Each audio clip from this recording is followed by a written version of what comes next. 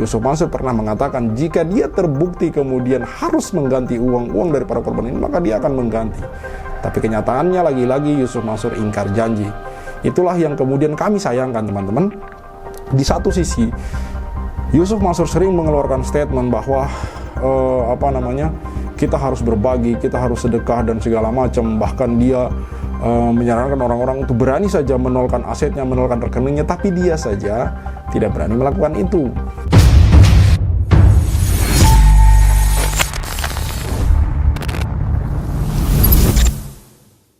Bismillahirrahmanirrahim. Assalamualaikum warahmatullahi wabarakatuh. Kembali lagi bersama saya Al-Walid. Saya tadi malam mendapat informasi mengenai lanjutan kasus dari Pak Zaini Mustafa di Pengadilan Negeri Cibinong dengan nomor perkara 486/PDT-G/2025 PN Cibinong, CBA ini Cibinong ya. Penggugat Zaini Mustafa, tergugat Adiansah, PT Adi Pantara Perkasa. Di sini ada juga pemerintah seperti yang saya tampilkan dari Kementerian Koperasi dan UMKM dan UKM, Eko Perihartono SHCN, terus Rudi Suwardi dan Chandra Dermawan. Status perkara sidang pertama. Ini tanggal pendaftaran Jumat 21 November 2025. Klasifikasi perkara perbuatan melawan hukum.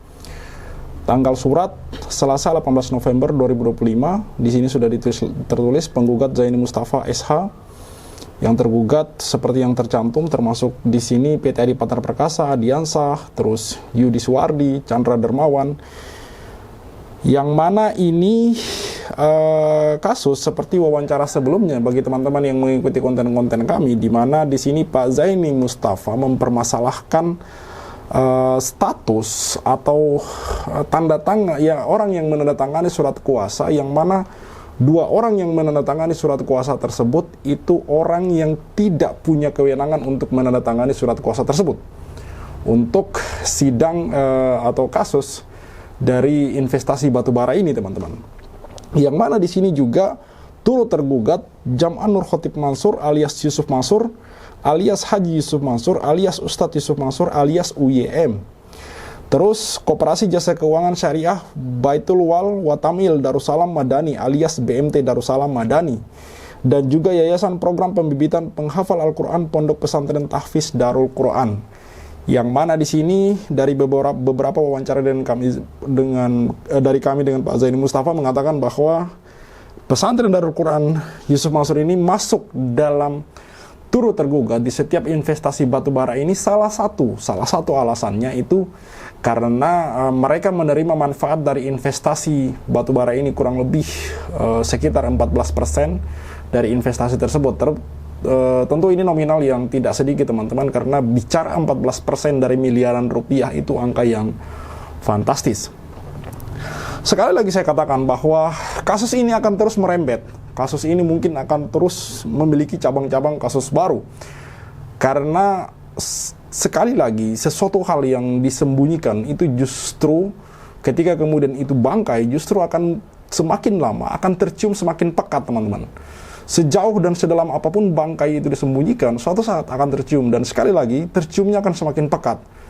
Makanya saya katakan bahwa kasus ini akan semakin melebar jika pihak-pihak tergugat ini, dalam hal ini Yusuf Mansur, kan ini berawal dari kasus investasi batubara.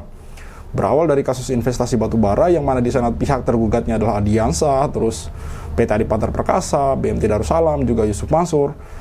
Kemudian merembet ke masalah lain gitu mengenai dugaan perbuatan melawan hukum, di mana sekali lagi saya katakan bahwa orang yang bertanda tangan di dalam itu, orang yang bertanda tangan dalam surat kuasa untuk kasus investasi batubara ini bukan orang yang seharusnya bertanda tangan. Makanya kemudian dipermasalahkan oleh Pak Zaini Mustafa.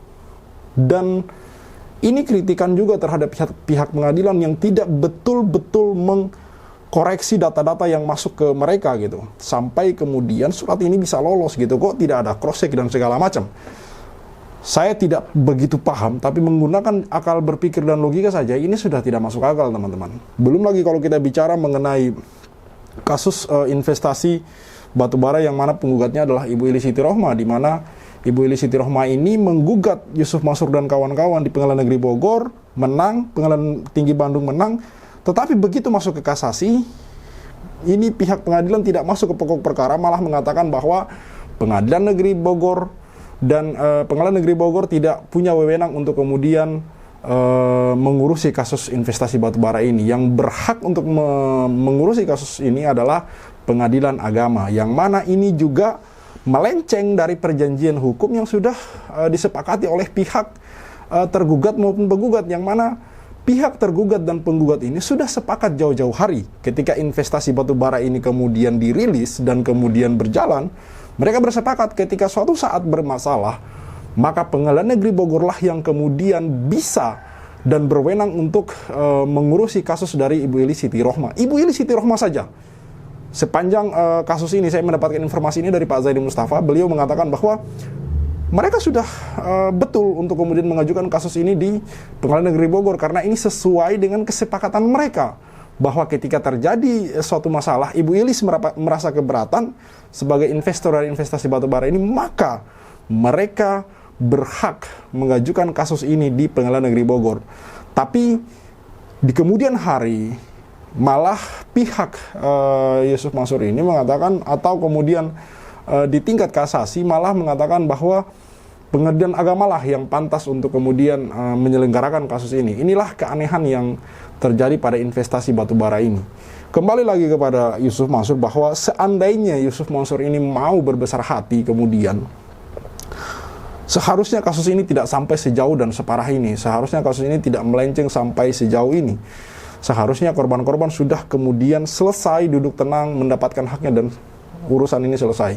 Yusuf Mansur sendiri sudah berulang kali saya mengatakan bahwa orang-orang yang kemudian merasa keberatan itu tidak perlu ke pengadilan, cukup ke rumahnya saja, maka dia kalau memang punya kewajiban untuk mengganti duitnya maka dia ganti. Tapi kenyataannya ketika orang-orang sudah datang ke rumahnya, dia tidak hadir, dia tidak muncul.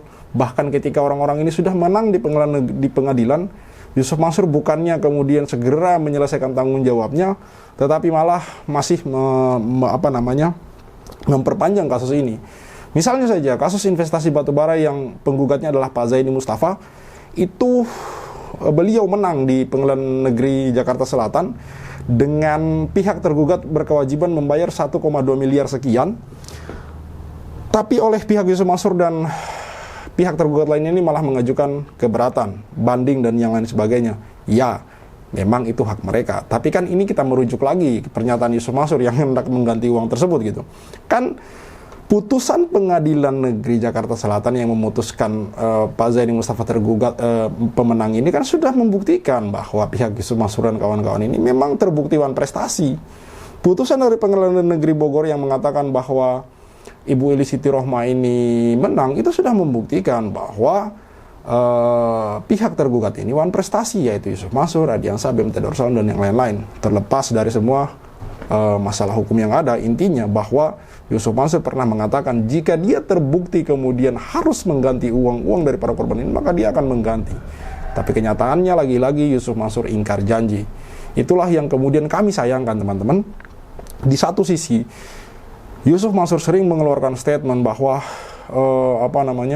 kita harus berbagi, kita harus sedekah dan segala macam. Bahkan dia menyarankan orang-orang untuk berani saja menolkan asetnya, menolkan rekeningnya, tapi dia saja tidak berani melakukan itu.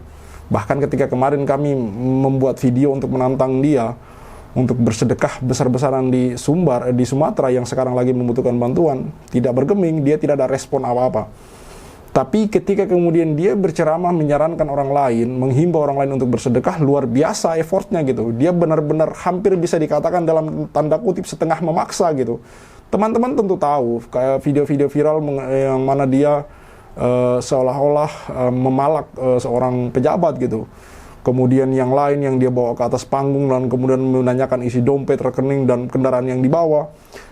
Yusuf Mansur sering melakukan itu. Tapi sampai sejauh ini belum pernah saya lihat Yusuf Mansur sendiri bersedekah secara ekstrim menggunakan harta pribadinya, menggunakan aset-aset pribadinya gitu. Padahal seperti yang kita ketahui bersama bahwa Yusuf Mansur ini adalah salah satu orang yang ikut mengelola dan mengembangkan warung Stick and Shake. Warung Stick and Shake itu sangat besar, teman-teman. Omsetnya tentu juga besar. tapi belum pernah terlihat Yusuf Mansur begitu ugal-ugalan dalam kemudian menyedekahkan hartanya, begitu ugal-ugalan dalam berbagi. Yang sering dia katakan adalah sedekah ekstrim, nolkan rekening dan segala macam, toh juga akan kembali 10 kali lipat. Tapi Yusuf Mansur tidak pernah melakukan itu sendiri. Artinya apa teman-teman? Bisa saya perkirakan, bisa saya duga bahwa Yusuf Mansur hanya menginginkan kita untuk kemudian bersedekah. Entah bersedekah ke dia atau melalui dia, kita tidak tahu. Yang jelas, sedekah-sedekah dari umat itu tidak pernah diketahui ujungnya kemana teman-teman. Baik, mungkin kita akan lanjutkan. Nanti malam kita akan mewawancarai Pak Zani Mustafa yang akan kita tayangkan keesokan harinya teman-teman. Salat al-walid undur diri dalam video kali ini. See you on the next videos. Maka 2010 ketika saya masuk pertama kali ke warung Steak and Shake, like video jangan di skip, share sampai kena strap, like biar kasusnya di up, komen sampai dia kena strap. Yusuf Mansur punya cerita, katanya punya jaku di mana-mana, nyatanya cuma numpang nama, emang dasar gak punya muka. Boykot Yusuf Mansur, bikin bisnis batu bara aku bangkrut, bikin aplikasi Paytm kau macet, bikin program umroh merdeka kau mampet, bikin program tabung tanah kau rungkap, bikin program mulia video kau gatot, bikin bisnis hotel city ya bacot, bisnis mandek duitnya dicokot. Boykot Yusuf Mansur. Kalau cari tangga dipikir dulu, ngaku komisaris nyatanya halu. Kalau udah dongeng kayak orang nyabu, ngaku punya pesawat nyatanya malu. Boykot Yusuf Mansur. Maju caleg tapi nggak kepilih. Haha, orang udah pada tahu belangnya, ngakunya gabung di warung steak. Ya udah kita boykot sekalian biar steak. Boykot warung steak. Boykot warung steak. Boykot warung steak. Kok bisa bangun bisnis saat pandemi? Emang duitnya dari mana? Kalau bukan dari bisnis fiksi, ngajak umat kumpul dana cuma buat merana. Boykot warung steak. Joni kok cuma diam kayak bot? Apa sih ujuk bikin lu takut? Takut kebongkar, takut kecokot. Hahaha. Bikin bisnis batu bara kok bangkrut, Bikin aplikasi Paytm kau macet, bikin program umroh merdeka kau mampet, bikin program tabung tanah kau rungkap, bikin program mulia video kau gatot, bikin bisnis hotel city ya bacot, semua baik duitnya dicokot. Boykot warung steak. kalau cerita nggak dipikir dulu. Ngaku komisaris grab nyatanya halu. Kalau udah dongeng kayak orang nyabu, ngaku punya pesawat nyatanya malu. Baju caleg tapi gak kepilih, haha. Orang udah pada tahu belangnya, ngakunya gabung di warung steak. Ya udah kita boykot sekalian biar steak. Boykot warung steak. Sorry kok cuma diam kayak bot. Apa sih ujuk bikin lu takut? Takut kebongkar, takut kecokot. Bikin bisnis batu bara kau bangkrut, bikin aplikasi Paytm kau macet, bikin program umroh merdeka kau mampet, bikin program tabung tanah kau rungkat, bikin program mulia video kau gatot, bikin bisnis hotel city ya bacot, semua baik duitnya dicokot. Boykot warung steak. Kalau cerita nggak dipikir dulu, ngaku komisaris grab nyatanya halu. Kalau udah dongeng kayak orang nyabu, ngaku punya pesawat nyatanya malu. Maju caleg tapi nggak kepilih, haha. Orang udah pada tahu belangnya, ngakunya gabung di warung steak. Ya udah kita boykot sekalian biar steak. Boykot warung steak. Stop mampir di sana, stop masuk ke sana, stop makan di sana, stop bikin si ujuk kaya. Boykot warung steak. Bikin Yusuf Mansur ketar-ketir, biar dia mikir, biar dia sadar tanggung jawabnya Mansur. Kami sudah hilang sabar, umat sudah marah besar. Sampai mana kau kabur, akan terus kami kejar walau sampai lubang kubur. Boykot warung steak. Boykot warung steak. Boykot warung steak. Play video jangan di skip, share sampai kena strap, like biar kasusnya di up, komen sampai dia kena step. Hahaha.